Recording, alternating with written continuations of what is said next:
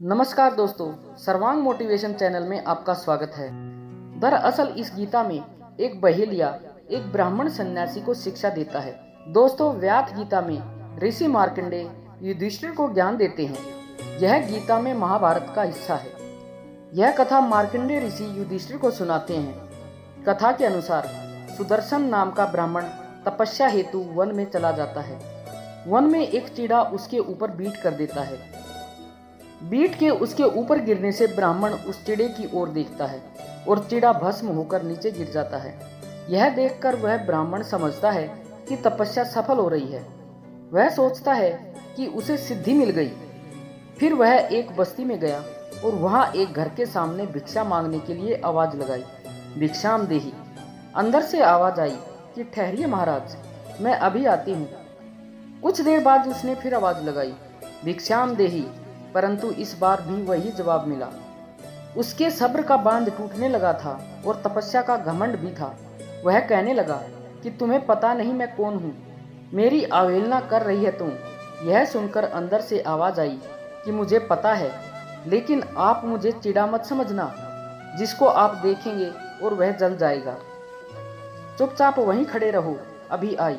यह उत्तर सुनकर वह तपस्वी ब्राह्मण आश्चर्य करने लगा कि इसको घर बैठे कैसे पता चल गई ये बात। मैं तो अभी अभी जंगल से आया हूँ। वह ब्राह्मण चुपचाप खड़ा रहा। थोड़ी देर बाद वह महिला भिक्षा लेकर आई।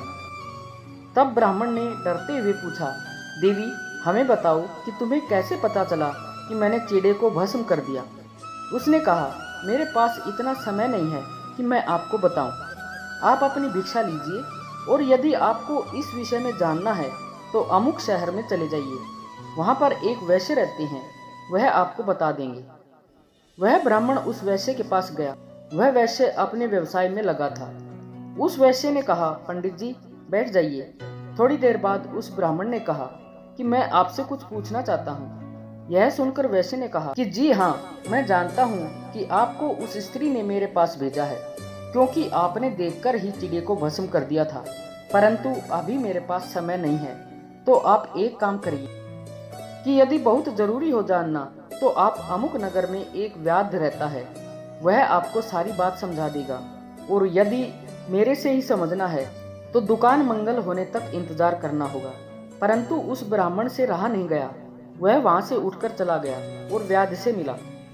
व्याध मांस का व्यापार करता था, मांस काट काट कर बेचता था। उसने ब्राह्मण को देखा और कहा, आइए पंडित जी बैठिए, आपको सेठ जी ने भेजा है। कोई बात नहीं, विराजिए, अभी मैं अपना काम कर रहा हूँ, बाद में आपसे बात करूंगा।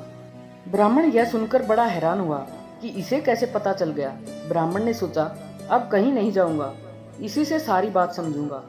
सायंकाल जब हो गई तो व्याध ने अपनी दुकान मंगल की और पंडित जी को लेकर अपने घर की ओर चल दिया। ब्राह्मण रास्ते में व्याध से पूछने लगा कि भाई, आप किस देव की उपासना करते हैं जो आपको इतना बोध हो चला है। व्याध ने कहा कि चलो, वह देव मैं आपको दिखा रहा हूँ। ब्राह्मण बड़ी उत्सुकता के साथ उसके घर पहुंचे तो देखा व्याध के वृद्ध माता और पिता एक पलंग पर बैठे हुए थे। व्याध ने जाते ही उनको दंडवत प्रणाम किया, उनके चरण धोए, उनकी सेवा की और भोजन कराया। ब्राह्मण कुछ कहने लगा तो व्याध बोला, आप बैठिए, पहले मैं अपने देवताओं की पूजा कर लूँ, बाद में आपसे बात करूँगा। पहले मातृदेवो भव, फिर पितृदेवो भव और आचार्य देवो भव, तब अतिथि देवो भव। आपका तो चौथा नंबर है भगवान। यह सुनकर ब्राह्मण विचार करने लगा कि अरे, यह तो शास्त्रों का भी ज्ञाता है। जब ब्राह्मण ने पूछा कि आप इतने बड़े ज्ञानी ध्यानी होकर के इतना निकृष्ट कर्म क्यों करते हैं, तो उसने कहा, भगवान, कर्म कोई निकृष्ट नहीं होता। हम व्याध के यहाँ पैदा हुए हैं। मेरे बाप भी मांस बेचते थे, उनके बाप भी, और यह धंधा हमें अपने पूर्वजों से मिला है।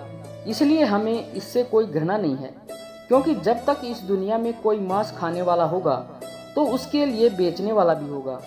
इस तरह व्याध गीता का ज्ञान प्रारंभ हुआ। व्याध का शाब्दिक अर्थ शिकारी होता है।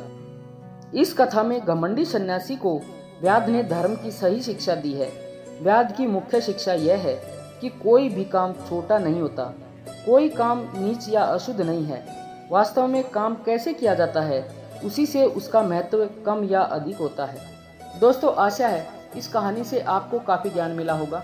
कृपया कमेंट में अपने सुझाव अवश्य दें। और अगर वीडियो अच्छी लगी हो तो वीडियो को लाइक व शेयर करें और चैनल को सब्सक्राइब करना ना भूलें। धन्यवाद।